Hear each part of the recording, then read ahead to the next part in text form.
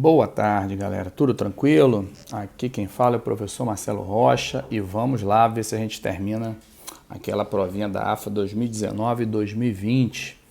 Paramos aí na questão 42 e hoje a gente vai continuar com a questão 43. Questão um pouquinho trabalhosa, mas é bom que a gente faz uma revisão, beleza? Então vamos lá.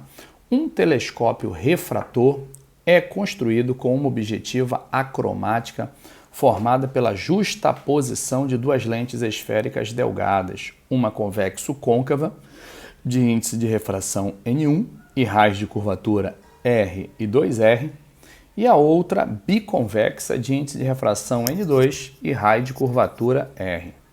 Já a ocular é uma lente esférica delgada simples com uma distância focal que permite um aumento máximo para o telescópio igual em módulo A5. Observando-se através desse telescópio um objeto muito distante, uma imagem final imprópria é conjugada por esse instrumento. Considere que o telescópio seja utilizado em condições usuais, nas quais é mínima a distância L entre as lentes objetiva e ocular, que o local onde a observação é realizada tenha índice de refração constante igual a 1 e que sejam desprezadas características do sistema óptico do observador.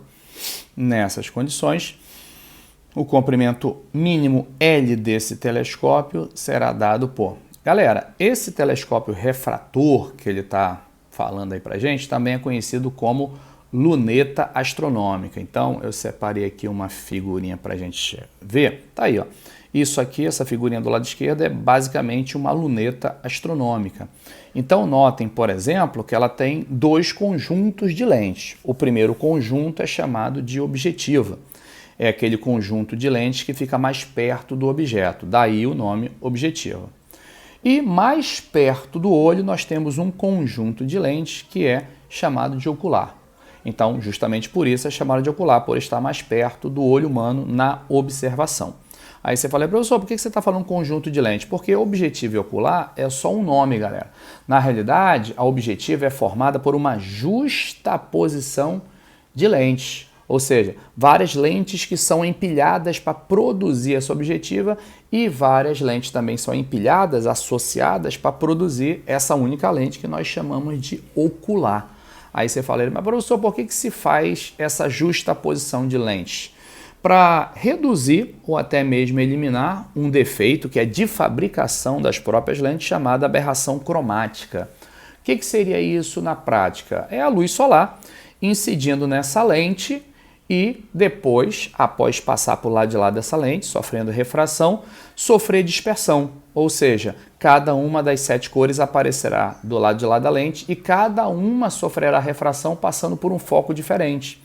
Então, quando uma luz monocromática passa por uma lente, ela vai convergir do lado de lá, caso ela incida paralelamente ao eixo principal, ela vai convergir sobre o foco. O foco é pontual, ou seja, é um ponto.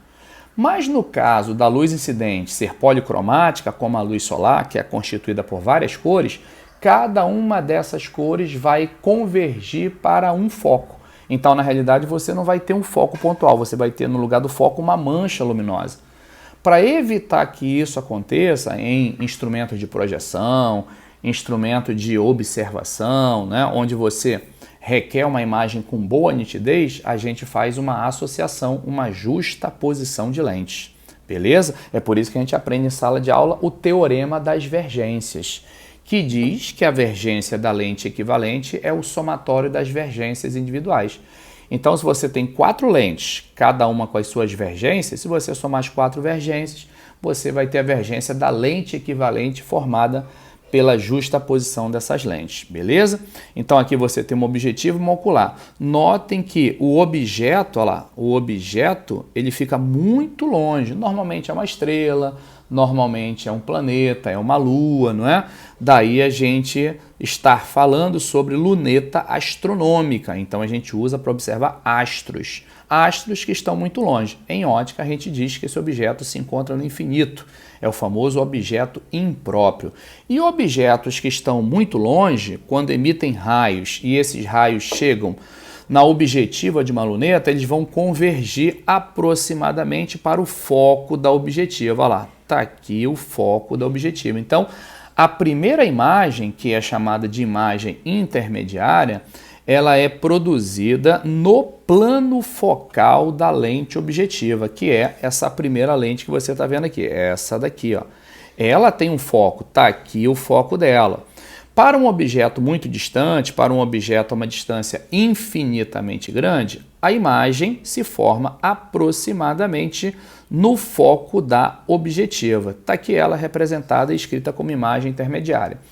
Como essa imagem vai estar localizada entre o foco da ocular e a própria ocular, ou seja, o que acontece quando o objeto está entre o foco e a lente? A imagem produzida, que é essa imagem final aqui, vai ser, em relação a essa imagem intermediária, virtual, direita e maior.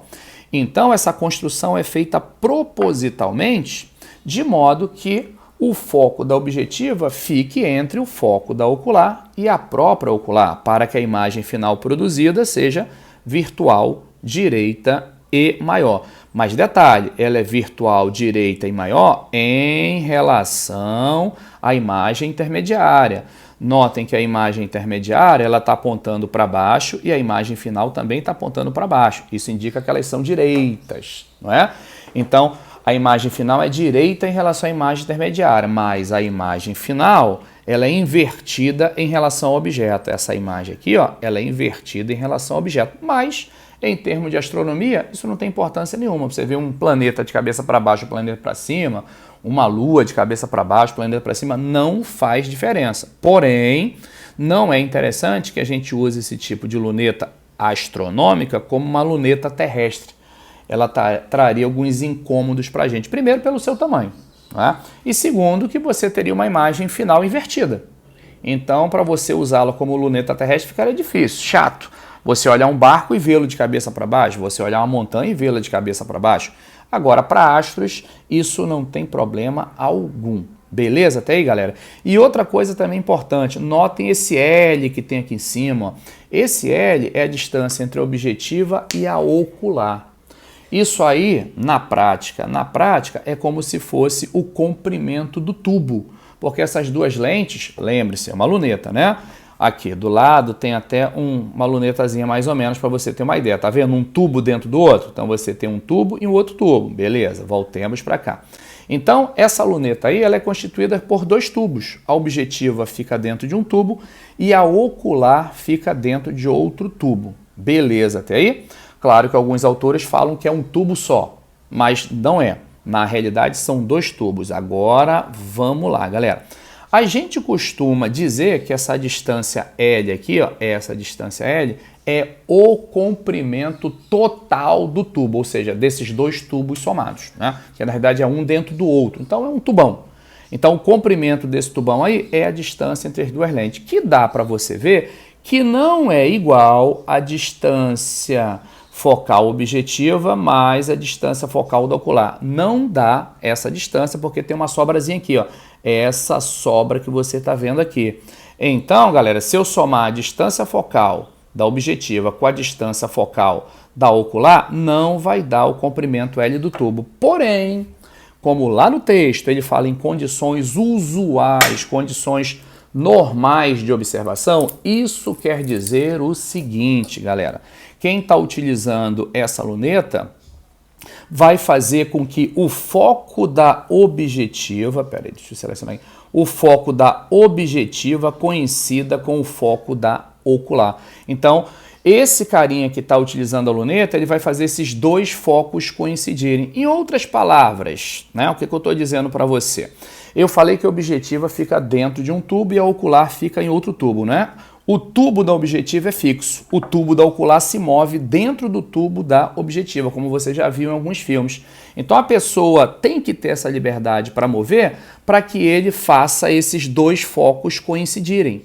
Porque a gente vai ver daqui a pouquinho uma grandeza chamada aumento angular que depende dessa coincidência. A gente vai ver, galera, que quanto menor a distância focal da nossa ocular, a gente vai ver que maior o aumento proporcionado por essa luneta. Está aqui, ó, se eu não me engano, aqui tem, ó.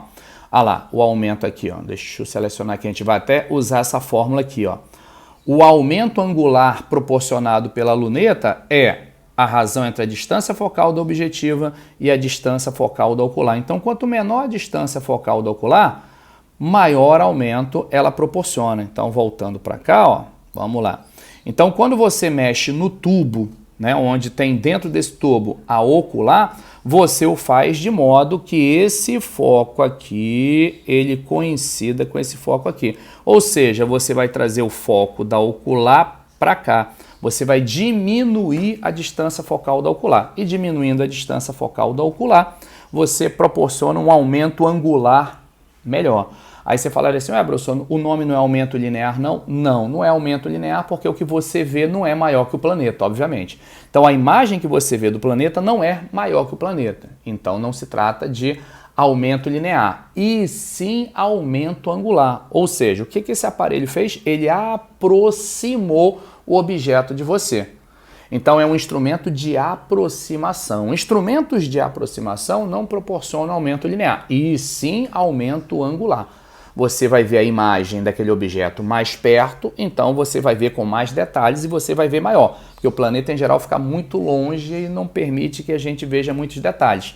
Mas como a imagem final produzida fica muito pertinho de você e ela é grande, você vai ter uma riqueza de detalhes bem maior. Olha lá como ela é grande, tá vendo aqui? E fica perto de você. Mas é um aumento angular e não um aumento linear. E detalhe, galera, quando você faz coincidir os dois focos, aí sim o comprimento do tubo fica igual ao somatório da distância focal da objetiva com a ocular. Entenderam até aí? Então, quando você faz esses dois focos coincidirem, essa distânciazinha mínima que eu falei ainda há pouco, ó, essa aqui, deixa de existir. Então, o comprimento do tubo passa a ser a soma das duas distâncias focais, que é o que ele fala também bem aqui, ó. Olha lá o que ele fala aqui, ó. L é igual à distância focal da objetiva mais distância focal da ocular. A gente vai usar essas duas relações aqui para resolvermos aquela questão. Não só essa, né? Mas outra relação também. E notem que tem um sinal de menos aqui, ó. Por isso que lá na questão ele fala em módulo, não é? Porque ele já sabe que na fórmula tem esse sinal negativo para indicar que a imagem final ela é invertida em relação ao objeto, como eu falei anteriormente. Foi, galera? Então vamos voltar lá para a nossa questãozinha. Tá aqui, ó. Beleza? Vamos começar a resolução dela. Então, olha só, galera. Primeira coisinha que a gente vai ter que notar é aquilo que eu falei, ó. Ele fala aqui sobre... Cadê aqui? Ele fala sobre... Deixa eu até mudar a cor aqui, galera, depois eu devolvo. Ele fala aqui sobre objetiva e ocular. A ocular, tá vendo aqui? A gente vai trabalhar daqui a pouquinho com ela. E ele fala também aqui daquela outra lente que fica mais perto do objeto, que é a objetiva. A gente vai atrás da distância focal da objetiva. Depois a gente vai atrás da distância focal da ocular, para a gente depois somar e descobrir o que ele quer, que é o comprimento mínimo desse tubo aí que ele chama de L, não é? Então, a primeira relação é justamente essa que a gente falou ainda há pouco. A gente vai ver que o L é a distância focal da objetiva mais a distância focal da ocular. Então, eu vou atrás de cada uma dessas distâncias focais para depois a gente somar. Bom, o problema é que a objetiva ele fala que é constituída pela justaposição de duas lentes. Deixa eu baixar aqui um pouquinho para eu ganhar espaço, certo? Ele fala aqui, ó. Ele fala aqui que é uma lente convexo-côncava e depois ele fala que é uma outra biconvexa. Então a gente vai ter que usar o teorema das divergências para descobrir qual é essa distância focal da objetiva. E detalhe, galera, isso é teoria, tem que saber. Toda vez que a lente termina com a palavra côncava, como essa daqui, ó, no ar ela vai ser uma lente divergente. E é o que está acontecendo, que ele fala lá embaixo que está no ar, índice de refração igual a 1. Ó.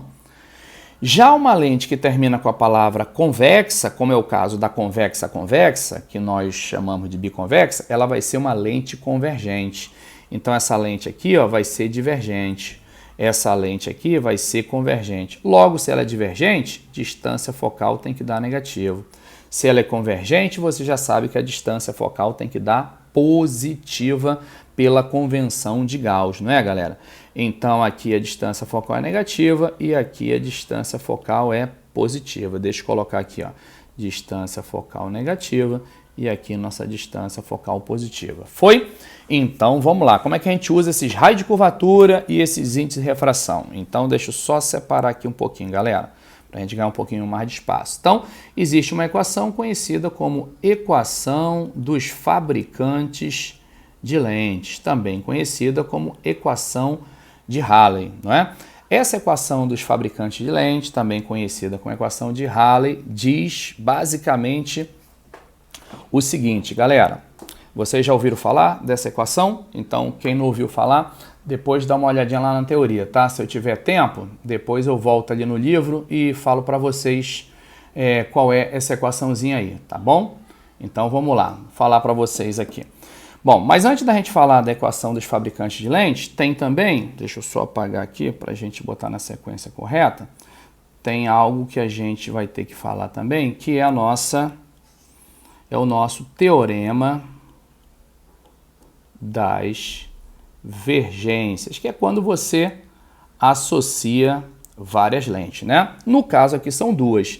Então, a vergência equivalente é a vergência da lente 1, que eu vou chamar...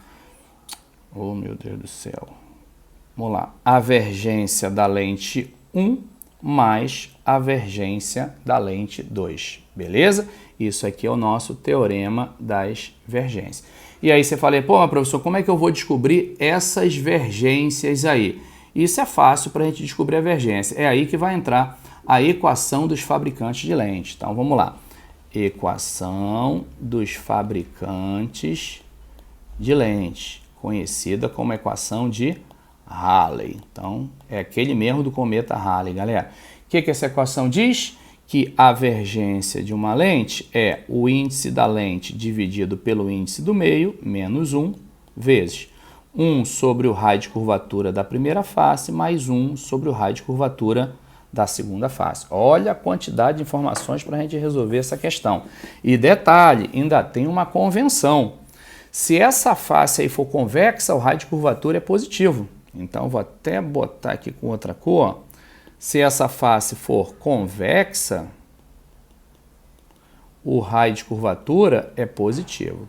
Se for côncava, o raio de curvatura é negativo. Por que isso, professor? Para bater com aquilo que eu falei ainda há pouco, não é? Terminou com a palavra côncava divergente, terminou com a convexa convergente. Então, tem que dar uma distância focal positiva. Então, para isso aí bater, a gente tem que atender a esse detalhezinho aqui. Foi? Agora a gente vai aplicar ao nosso exercício. Bom, então vamos lá, galera. Vamos aplicar essa historinha aqui ao nosso exercício, tá? Então, deixa eu dar um tracinho aqui e vamos continuar. O ruim da gente fazer pequenininho por causa disso. Mas vamos lá.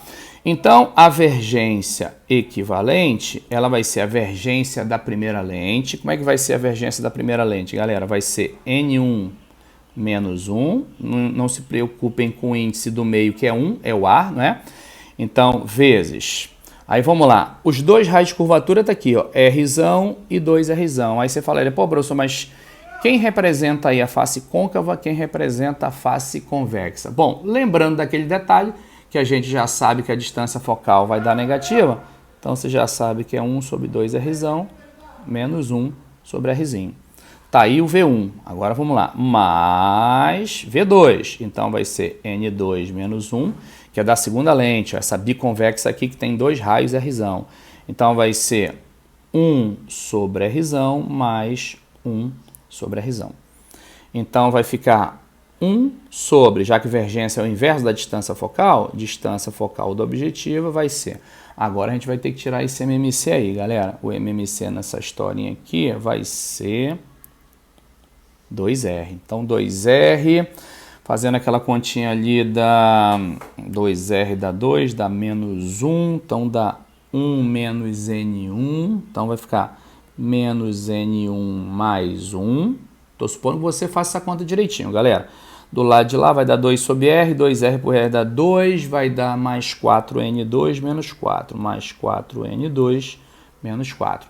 Essa historinha aqui, se você organizar direitinho, vai dar menos N1 mais 4N2 menos 3. E isso aqui dividido por 2R. Isso aqui vamos supor que seja a nossa relação 1. Pronto. Com isso eu já tenho aí, pelo menos em parte, a distância focal da objetiva. Foi até aí, galera? Beleza. Então deixa guardada aí essa informação e vamos voltar para o exercício. Daí não dá para sair mais nada. É o que dá para a gente fazer nessa historinha aí. Agora vamos lá. Ele fala aqui que o aumento angular, e ele nem falou angular, mas para a luneta é sempre angular, dá 5. Então vamos usar essa equaçãozinha aí, não é? O aumento a gente viu lá atrás que é menos a distância focal da objetiva dividido pela distância focal da ocular. Mas como a gente vai trabalhar com o módulo, não tem problema nenhum. Então a gente vai fazer 5 é igual a distância focal da objetiva dividido pela distância focal da ocular. Tá aqui a nossa relação 2. Então deixa eu botar aqui em vermelhinho. Opa, em vermelhinho aqui. Nossa relação 2. Belezinha até aí, galera? Ótimo. Agora vamos calcular o comprimento mínimo do tubo. Já vimos que esse comprimento mínimo, deixa eu trocar de cor aqui. Esse comprimento mínimo é distância focal da objetiva mais distância focal da ocular. Foi até aí? Bom, então vamos lá. Lembrando que eu já tenho em parte ali a distância focal da objetiva, vamos fazer assim. Distância focal da objetiva mais da relação 2, a gente pega aqui a ocular, é distância focal da objetiva dividido por 5. Foi até aí, galera? Vamos continuar na nossa brincadeirinha aqui. Então, isso é o L mínimo. Então, o nosso L mínimo vai ser 5 vezes 1, 5 mais 1, 6. 6 vezes a distância focal da objetiva dividido por 5. Agora, vamos lá. Vamos pegar a distância focal da primeira. Então, vai ser 6/5. Lá na equação 1, galera, você inverte, né? Porque está 1 sobre FOB, você inverte, vai dar 2R dividido por menos N1 mais 4N2 menos 3. Então, o comprimento aí mínimo, se a gente organizar essa historinha, 6 vezes 2, 12, 12R, dividido por, aí faz a continha, 5 vezes 4, 20, 20N2 menos 5, e ali você vai botar N1 mais 3. Tá aí, ó. Esse é o comprimento mínimo. Tem aí, galera? Tem. Olha lá, nossa letra D de dado. Olha que questãozinha chata, galera. Né? Envolve muito conceito e é algo que quase não cai. Então a gente tem que ficar muito esperto com esse tipo de questão aí, belezinha? Então vamos lá para a nossa próxima questão, que é a nossa questão de número 44, certo, galera? Deixa eu dar uma diminuída aqui. Vamos lá para 44, que fala o seguinte, vou passar para cá, galera. Questão 44 fala assim, ó. Uma carga positiva Qzão distribui-se uniformemente ao longo de um anel fixo, não condutor, de centro C. No ponto P, perdão, galera, no ponto P, sobre o eixo do anel, abandona-se em repouso uma partícula com carga elétrica Q. Detalhe, galera, ele não falou o sinal dessa carga elétrica Qzinho aí, conforme ilustrado na figura abaixo. Sabe-se que depois de um certo tempo essa partícula passa pelo centro C do anel. Considerando apenas as interações elétricas entre as cargas Qzão e Qzinho, pode-se afirmar que, galera, ora, esse anel aí é positivo, tudo bem? Se ele fala que depois de algum tempo a gente tem certeza que essa partícula está passando pelo centro do anel, com certeza, deixa eu até mudar a cor aqui, galera, para ficar melhorzinho, já que tudo aqui é preto. Vamos lá. Com certeza essa partícula aí, ela é negativa, senão ela jamais passaria ali pelo centro. Aí você fala, ué, professor, mas ela não poderia descer por ação do peso? Poderia, mas olha o que ele fala no enunciado. Considerando apenas as interações elétricas, então não tem interação gravitacional, por exemplo, entre o planeta e aquela partícula, então ela não vai descer por ação do peso. Ela vai descer por uma atração elétrica. Então essa carguinha aí, ela é negativa. Então ela vai ser atraída por esse anel positivo e vai adquirir velocidade. Logo, ela vai adquirir cinética. Aí você falaria, ué, professor, mas uma energia não pode ser criada? Ela surgiu do nada? Não. O que está acontecendo aí, muito provavelmente, se está surgindo energia cinética, alguém tem que estar desaparecendo. E é justamente a energia potencial elétrica que essas cargas armazenam. Então, essa carguinha positiva aí do anel, vamos chamar de Qzão, e essa carguinha negativa, como elas estão separadas por uma certa distância, claro que elas armazenam uma energia potencial. Só para você ter uma ideia, vamos relembrar aqui. Deixa eu passar para cá, galera. A energia potencial armazenada por um sistema de cargas, ou seja, uma carga Qzão com uma carga Qzinho é K, Qzão, Qzinho sobre D. Detalhe, não tem módulo, então a gente vai ter que usar o sinal algébrico das carguinhas. Então, como Qzão é positivo e Qzinho é negativo, claro que essa energia potencial aqui ela vai ser o quê? Negativa. Então, vamos lá, galera. À medida que essa carguinha Qzinho vai diminuindo, o que acontece com a distância entre ela e o centro do anel? Que é aquele ponto que a gente pode imaginar concentrado aqui, ó, o nosso Qzão. Então, essa distância aqui, ó, ela vai diminuindo com o passar do tempo, que é essa distância aqui, ó. Se ela vai diminuindo com o passar do tempo, o que tenderia a acontecer com a energia potencial? Aumentar, mas ela é negativa, tem um sinal de menos na frente. Então, significa que na prática ela está diminuindo. Era, por exemplo, alguém que era menos 8, né, joules e passou para menos 10. Ah lá, de 8 para 10 aumentou. Mas como tem um sinal negativo, na realidade diminuiu. De menos 8 para menos 10, diminui. Então, à medida que aquela carguinha Qzinho vai caindo, a energia potencial elétrica armazenada pela associação Qzão-Qzinho, ela vai o quê? Diminuindo. Por quê? Porque está aparecendo cinética. Então, se a cinética aumenta, a potencial ela tem que diminuir, beleza? O que vai acontecer então com o passar do tempo, galera? É muito simples. Vai chegar um momento, pelo que ele falou aí, né? Que essa partículazinha que essa partícula negativazinha, ó, vai estar aqui no centro do anel. Vou até representar aqui para você do lado, galera, pra você entender bem, ó. Tá aqui, deixa eu voltar aqui, galera, tentar botar uma outra coisinha aqui para você entender. Imagina que isso aqui é o centro do anel, ó. Então vamos lá. Imagina que isso aqui é o centro. Opa, cadê? Aqui. Imagina que isso aqui é o centro do, perdão, o anel. E tá aqui o centro do anel que é negativo, beleza? Então vamos lá, aqui o negativo, ó. Lembrando que esse anel ele é todo o quê? Positivo, né? Então imagina que positivo. E eu estou representando aqui o instante que essa partículazinha está passando lá pelo centro. Não vai rolar atração de todos os lados com ela? Atração para cá, atração para cá, atração para cá, atração para cá. Essas atrações vão todas se anular 2 a 2, né? Ou 2 a 2, aqui, aqui, ó. Então, quando essa carguinha negativa passar pelo centro, ela vai passar por uma situação de resultante zero. Opa, resultante zero significa o quê? Que ela está momentaneamente em equilíbrio, galera. E o equilíbrio nós já vimos lá atrás que tem 3 classificações, estável, instável e indiferente. Beleza? Então ela está numa situação de equilíbrio e ela vai passar pelo centro, então ela vai descer aqui, ó. Conclusão, você vai ter uma simetria. Ela saiu, deixa eu apagar aqui para você visualizar. Ih, rapaz, agora não está apagando, é isso? Oh, meu Deus do céu, quando é uma coisa é outra nesse programinha. Ó, apaga aqui embaixo, mas não apaga ali em cima, é mole? Hein? Então vamos lá, galera, deixa eu tentar fazer aqui, ó. Ih, calma aí. Então vamos selecionar aqui. Ela vai descer aqui, ó, mas ela veio lá de cima, ó. Ela veio daqui, não é? Então a gente vai conseguir uma simetria. Ela vai também até lá embaixo, lembrando que ela é negativa, vai sofrer atração do anel de novo, vai voltar. Então ela vai ficar para lá e para cá, ela vai, né? Ela vai aqui embaixo, vai lá em cima, vai aqui embaixo, vai lá em cima, vai aqui embaixo, vai lá em cima.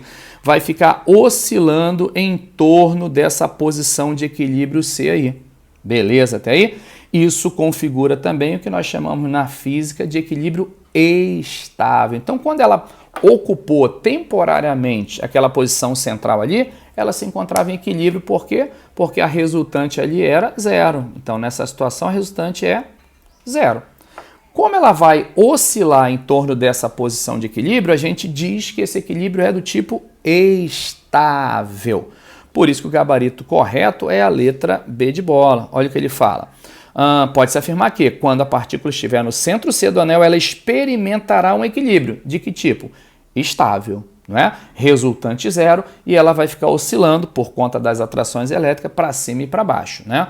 Aí caberia a nós demonstrar ou não se isso daí é um MHS, mas não convém para essa questãozinha porque não é o caso. Beleza? Até aí, galera? Vamos lá, deixa eu passar isso aqui e vamos para a questão seguinte, que é a nossa questão de número 45, galera.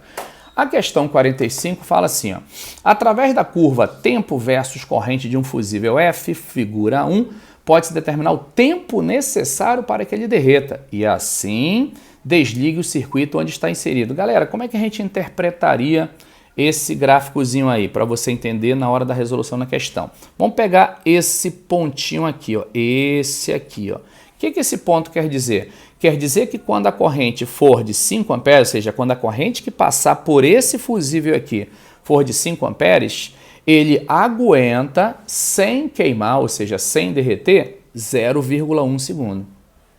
Tudo bem? Se for, por exemplo, esse ponto aqui, ó, quando a corrente for 3 amperes, claro que é uma corrente menor, então ele já vai aguentar um pouco mais sem queimar. Ele já vai aguentar 1 segundo. E assim sucessivamente. Você vê que, por exemplo, se a gente for pegar o 2, nem toca na curva. Significa que em 2, ou seja, uma corrente de 2 amperes, na realidade de 2 para baixo, ele não vai derreter, ele vai funcionar normalmente. Então qualquer corrente que flua no circuito, né, de 2 ou abaixo de 2, ele vai funcionar tranquilamente sem derreter, ou seja, sem queimar. Agora, acima de 2 já é complicado, ele vai ficar um pouquinho funcionando, depois ele derrete, ou seja, depois ele queima e abre. É assim que a gente vai interpretar. Então, é relativamente simples essa interpretação, não é? Aí vamos lá. A figura 2 mostra o circuito elétrico simplificado de um automóvel composto por uma bateria ideal de Fem Epsilon, igual a 12 volts, então esse garoto aqui vale 12 volts, duas lâmpadas LF, cujas resistências são ômicas, iguais a 6 ohm cada um, então essa aqui é 6 e essa aqui é 6. Completam o circuito outras duas lâmpadas LM, também ômicas, de resistências elétricas 3 e 3 cada uma, além do fusível F e da chave CH inicialmente aberta. Beleza, a gente vai trabalhar com essa possibilidade aí dela aberta também. A partir do instante que a chave CH for fechada, observar-se-á que as duas lâmpadas LF... Então vamos lá, galera. Vamos ver o que vai acontecer aqui. Vamos separar isso aqui em duas partes. Então vamos botar aqui, ó. Deixa eu só apagar aqui. Vamos botar aqui, ó. Chave CH aberta, né? Que no início ela está aberta. O que vai acontecer quando ela estiver aberta, galera? A corrente só vai passar por essa malhazinha aqui, ó. Ela não vai passar pela outra malha, já que essa chave vai estar aberta. Então, para essa malha esquerda, você faz U igual a R vezes I. Primeira lei de Ohm. Só para aquela malha da esquerda. Beleza? Tem? Então, você vai ter uma bateria aí fornecendo 12 volts de DDP ou voltagem. Duas lâmpadas em série 6 com 6 vai dar 12 vezes I. Corrente essa que vai passar pelo fusível. Deixa eu apagar aqui. Beleza? Então, por aqui vai passar uma correntezinha, que é a que nós estamos calculando. Essa corrente aí vai dar 1 ampere. Tranquilo, o fusível não queima, não é? Ele só vai queimar a partir de 2 amperes. Lembra? Só a partir daqui é que ele começa a queimar. 1 ampere tá tranquilão. Beleza, galera? Agora fechei. Então vamos lá. Chave CH fechada. Aí o que você vai ter com essa chave fechada, galera? Você vai ter, deixa eu apagar aqui para não atrapalhar muito, não é? Calma aí. Você vai ter aqui 6, né? 6. Você vai ter 3, perdão, gente. Você vai ter aqui 3 em série com 3, 6 em série com 6 e 6 em paralelo com 12. Então, o REC nessa nova situação aqui, ó, vai ser 3 mais 3, que é 6, e 6 com 6, 12. 6 em paralelo com 12. O que você faz? Produto sobre soma. 6 vezes 12 sobre 6 mais 12. Isso vai dar 72 por 18, que dá 4 ohms. Então, você aplica a primeira lei de Ohm para esse circuitinho reduzido, né? Com uma única bateria de 12 volts e uma única resistência de 4 ohms. Então, vai ficar 12 igual a 4 vezes I. A nova corrente com a chave fechada será de 3 amperes, beleza? Agora sim, 3 amperes supera 2. A gente vai lá para o gráfico. Vamos cortar aqui, aqui. Olha lá o 3 amperes aqui, ó. Significa então que o fusível só vai ficar funcionando por 1 segundo. Depois disso ele vai queimar, não tem mais corrente e as lâmpadas apagarão. É justamente o que ele está falando aqui na letra A. As duas lâmpadas LF, que são essas duas aqui, ó, elas apagarão depois de 1 segundo. Foi, galera? Tranquilinho? Beleza, vamos lá para outra questãozinha, que é o seguinte, vamos lá para 46. Bom, 46 ele fala o seguinte, galera, deixa eu passar isso aqui para cá. O circuito elétrico esquematizado a seguir é constituído de uma bateria de resistência interna desprezível, Φ, de um resistor de resistência elétrica R, de um capacitor de capacitância C, inicialmente descarregado, e de uma chave CH inicialmente aberta. Fecha-se a chave CH e aguarda-se o capacitor carregar. Claro, né, galera? Vamos lembrar, você fechou a chave, vai passar corrente, não é isso? Por esse capacitor. E à medida que a corrente vai passando, ele vai o quê? Se carregando, não é verdade? Está aqui a nossa corrente I, não é? E aí, quando ele estiver completamente carregado, ele corta. Não passa mais corrente por essa malha aí, tudo bem? Já que está todo mundo em série, então quando ele estiver completamente carregado, não passa mais corrente. E quando ele estiver completamente carregado, ele vai ter armazenado uma carga que a gente vai chamar de quê? E essa carga foi fornecida por quem? Adivinha? Pela bateria. Então, a carga, né, que o capacitor vai ter no finalzinho do processo, deixa eu só apagar aqui, vem justamente da bateria. Quem cedeu essa carga via corrente elétrica foi a nossa querida bateria. Tranquilo? Beleza. Quando ele estiver completamente carregado, pode-se afirmar que a razão entre a energia dissipada no resistor, deixa eu passar para cá, galera. No resistor ER e a energia acumulada no capacitor EC, ou seja, ER sobre EC é. Então, galera, até o capacitor se carregar completamente, passou corrente, né? Circulou corrente nesse circuito aí. Então, se passou corrente pelo resistor, efeito Joule, produção de calor, vai ter uma quantidade aí de energia dissipada. Tranquilo até aí, galera? Então, é isso aí que ele está querendo saber. Qual é a razão entre a energia dissipada no resistor e a energia armazenada no capacitor? Então, vamos por partes aqui. Não é tão difícil, mas requer uma engenhosidade aqui. Primeiro, galera, já vimos que esse capacitor vai se carregar com uma carga Q. Nós também sabemos que para ele cortar quando estiver completamente carregado, é porque ele se carregou com a mesma Φ da bateria. Então, a voltagem entre suas placas vai ser de epsilon volts também, que é a mesma voltagem proporcionada pela bateria. Então, nós sabemos de sala de aula também que a energia armazenada por um capacitor é QV sobre 2 ou QU sobre 2, que aplicando a esse problema vai ser Q epsilon sobre 2. Belezinha até aí? Essa vai ser a energia armazenada pelo capacitor quando ele estiver completamente carregado. Ao mesmo tempo, nós sabemos que essa energia só pode ser proveniente da fonte. Olhando aqui para a fonte, você tem a voltagem dela e você tem a carga. Então, você já tem qual foi a energia fornecida pela fonte até que o capacitor se carregue com uma carga Q. Vai ser QU ou QV, no nosso caso, que é epsilon. Não é? É justamente o trabalho necessário para transportar essas carguinhas até o capacitor.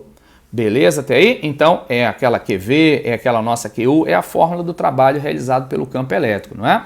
Bom, se a energia fornecida pela fonte foi QE e a energia armazenada pelo capacitor QE sobre 2, é claro que a energia dissipada pelo resistor, ou seja, aquela que está faltando, é a energia total que foi fornecida pela fonte menos aquela armazenada nas placas do capacitor, ou seja, a energia dissipada será também que é epsilon sobre 2. Olha lá, o mesmo valor da energia armazenada pelo capacitor.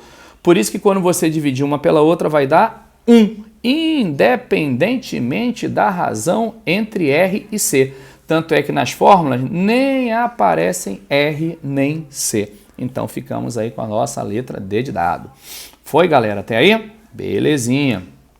Vamos lá para a nossa questão de número 47. Questãozinha um pouquinho chata, mas dá para a gente fazer alguma coisinha, porque ela é parecida com uma questão antiga do ITA, galera. Que fala o seguinte. Uma partícula de massa 1 grama, eletrizada com carga igual a menos 4 milicoulomb, encontra-se inicialmente em repouso, imersa num campo elétrico E vertical e num campo magnético B horizontal, ambos uniformes e constantes. As intensidades de E e B são respectivamente 2 e 1.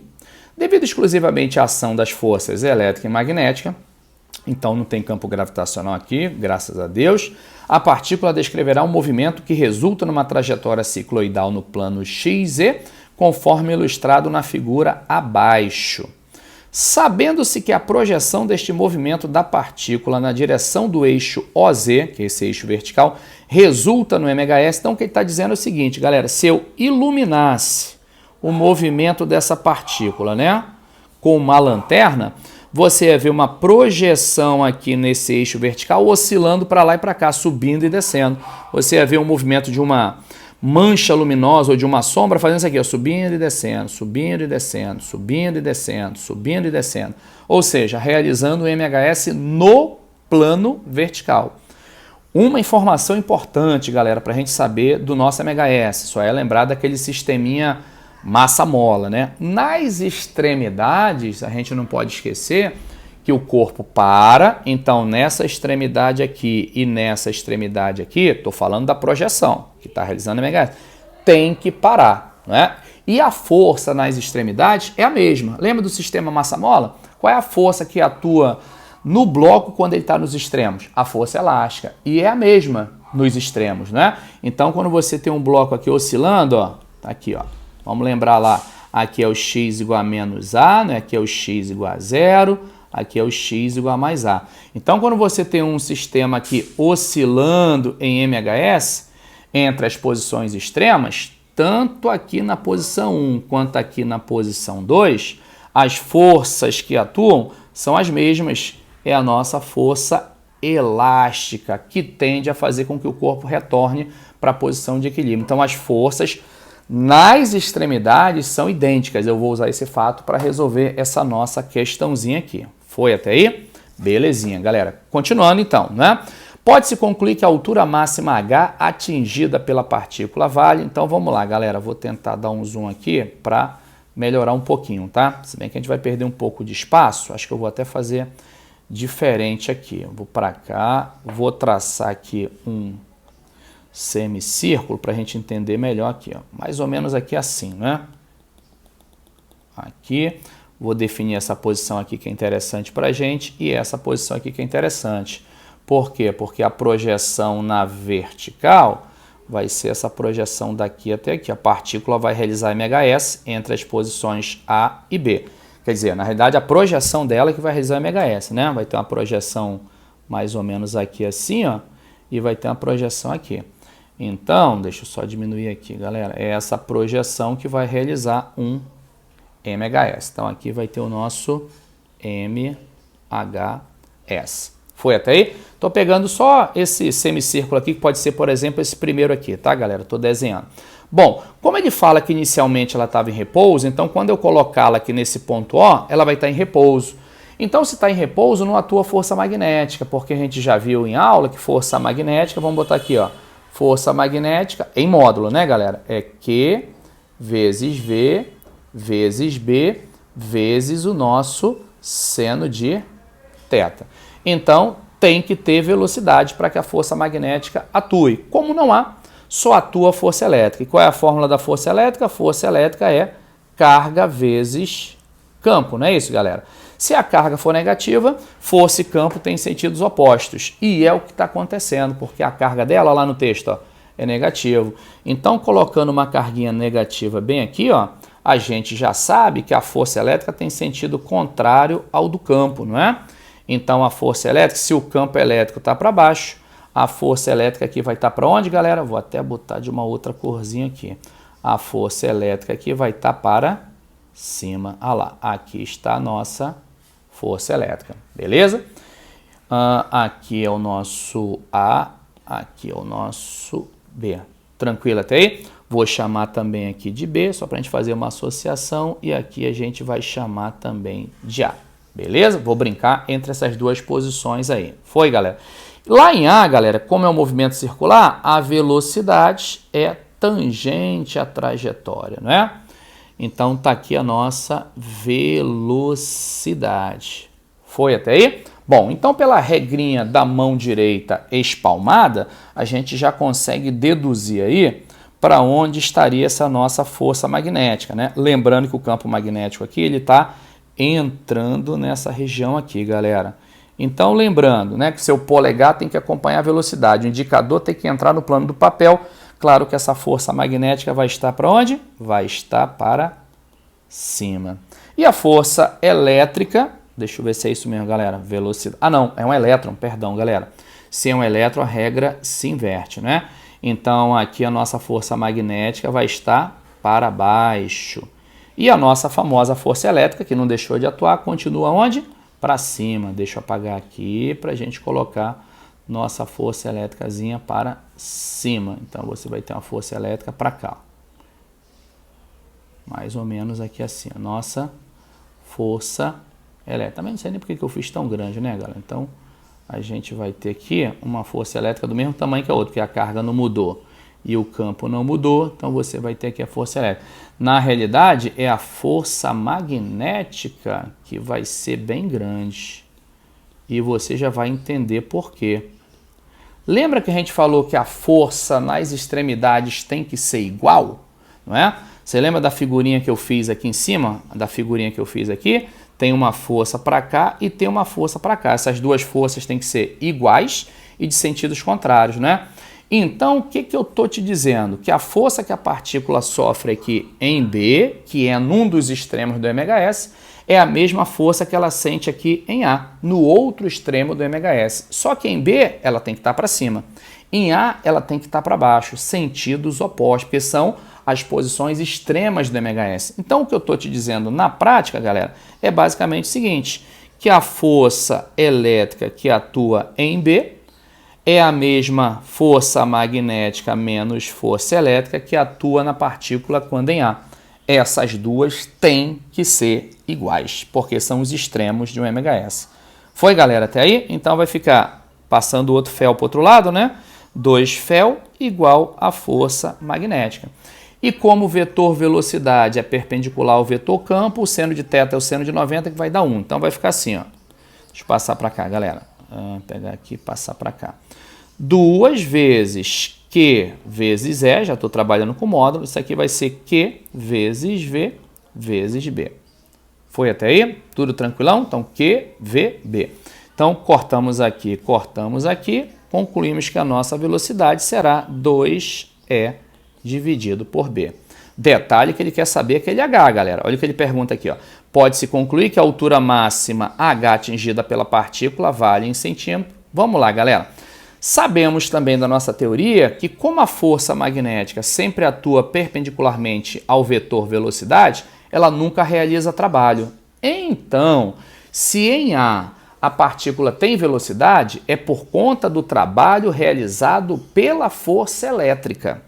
Tudo tranquilo até aí? Então, quem proporcionou essa velocidade para a partícula não foi a força magnética, que ela é incapaz de realizar trabalho, e sim a força elétrica, que atuou sempre na vertical, apontando para cima. Então, ela realizou um trabalho ao longo dessa vertical e forneceu ao corpo energia cinética. Por isso que existe o famoso teorema da energia cinética, que fala que o trabalho resultante é energia cinética final menos energia cinética inicial, que no nosso caso é zero, porque ela parte do repouso. O trabalho resultante é o trabalho da força elétrica mais o trabalho da força magnética. Isso vai ser energia cinética final. Sabemos que a força magnética não realiza trabalho, ficamos só com o trabalho da força elétrica, que é FD. Todo trabalho é FD, desde que a força seja constante. E a força em questão, que é elétrica, é constante, porque a força elétrica é QE. Carga não mudou e o campo é uniforme. Então vai ficar QE, que é a força, vezes D. Lembrando que esse D nada mais é do que a distância vertical ao longo da qual ela atuou. Então, galera, o D é essa distância aqui, ó, que nada mais é que o H da figurinha que ele nos deu, não é?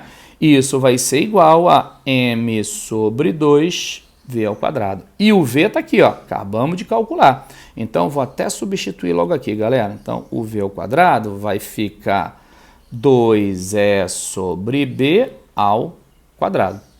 Foi até aí, galera? Então, tá tranquilo. Agora, vamos lá. Substituir. O que a gente tem aqui, né? A gente tem o campo, né, elétrico, que é 2, e o campo magnético, que é 1. E a gente tem que achar um valor desse troço aí, galera. Vamos ver se dá pra gente fazer alguma coisinha aqui. Ele deu a massa da partícula? Deu. Massa da partícula 1 grama e deu a carga também, que é de 4 mili. Então, vamos substituir esse troço todo aqui, galera. Bom, então vai ficar Q vezes E vezes H igual a M sobre 2, 4E ao quadrado, B ao quadrado. Cortamos esse E com esse E, cortamos esse 4 com esse 2, o que vai sobrar um 2 aqui. Vai sobrar um 2 aqui. Aí, galera, vamos lá finalizar isso aqui isolando o H. O que ficou aí? Ficou 2ME sobre QB2. Acho que é isso, galera. Se eu não esqueci nada, 2ME sobre QB2. Então, vamos embora. Bom, lembrando que o B é 1, pode tirar. O E vale 2, né? Pelo texto é 2 volts por metro, exatamente. Então, a massa é de 1 grama, passa para quilo. O campo é de 2 e a carga ele fala que é de 4 milicoulomb, 4 vezes 10 a menos 3. Cortou, cortou. Isso aqui vai dar 1 metro e ele quer em centímetro, então 100 centímetros. Está aí, alturinha de 1 metro, 100 centímetros, como ele quer em centímetro. Resposta, letra C. Foi, galera? Vamos continuar para a nossa última questão, que eu considero, por incrível que pareça, uma das mais tranquilas da prova, né? Porque não requer conta, apenas observação da teoria que a gente costuma falar em sala de aula.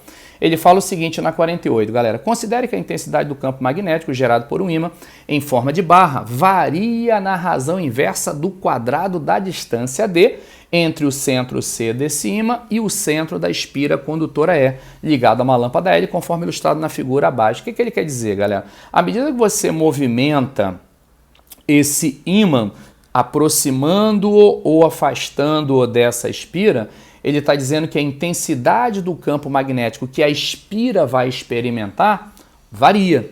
Então, quando você aproxima, a distância D diminui, o campo sentido pela espira aumenta, porque ele fala que é em razão inversa do quadrado da distância.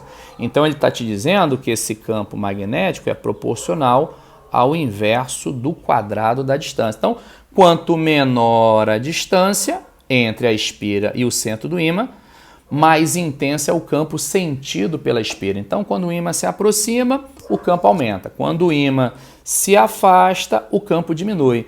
Então, o que a espira está sentindo à medida que o ímã se aproxima e se afasta? Uma variação no fluxo magnético através dela. Lembrando que fluxo magnético é B vezes A vezes cosseno θ. O que é B? Intensidade do campo. A, área da espira. E θ é justamente o ângulo entre a normal, a espira e as linhas de campo. Só quem está variando aí, desses três, B, A e cosseno θ, é justamente o campo, com a aproximação e afastamento do ímã. Então, com essa aproximação e afastamento, a intensidade B do campo, que a espira está sentindo, está variando. Se o B varia, o fluxo, esse garoto aqui, ó, ele está variando. E toda vez que o fluxo varia, o que surge? Uma DDP, uma fé induzida. E quando tem uma DDP induzida, o que surge? Uma corrente induzida. Então, vai circular uma corrente por essa espira, consequentemente pela fiação da lâmpada, e a lâmpada vai acender. Então, enquanto tiver variação do fluxo, significa que haverá corrente e a lâmpada estará acesa. Foi? Beleza, vamos lá. Dito isso, você já matou a questão. A partir do instante t0 igual a 0, o ímã é movimentado para a direita e para a esquerda, de tal maneira que o seu centro C passa a descrever um MHS indicado abaixo pelo gráfico da posição X em função do tempo. Então, você está vendo que ele vai oscilar aí entre x igual a menos 1 e x igual a mais 1. Como é um MHS, em menos 1 e em mais 1, olha lá, em menos 1 e em mais 1, o ímã tem que parar. São as únicas situações, são as únicas posições onde ele está parado. Em todo o resto do percurso ele vai estar em movimento. Ou seja, Em todo o restante do percurso, o fluxo vai estar variando. O fluxo só não vai variar quando ele parar, ou seja, em x igual a menos 1 e x igual a mais 1. Se não há fluxo quando ele está nas posições extremas, perdão, se não há variação no fluxo quando ele está nas posições extremas, significa que momentaneamente não teremos corrente, momentaneamente essa lâmpada ficará apagada. Bom, durante o movimento desse ímã, verifica-se que a luminosidade da lâmpada L, bom, tá aí, por tudo que eu falei, ficamos com a letra C, ó, é nula quando o centro C do ímã está na posição x igual a mais 1, x igual a menos 1. Beleza até aí, gente? Então é isso. Finalizamos aí essa provinha da AFA, não é? De 2019-2020. Vimos que foi uma prova que fugiu ao padrão, extremamente trabalhosa, o que nos dá um pequeno vislumbre do que nos aguarda ano que vem. Então, galera, preparação total, né? Aqueles conteúdos básicos você tem que saber e tem que também, a partir deles, aprofundar bastante. Então, o nível aumentou e a tendência é que fique nesse nível por um bom tempo, porque reza a lenda que a banca mudou. Valeu? Então, bons estudos, fique com Deus, um beijo no coração e fui!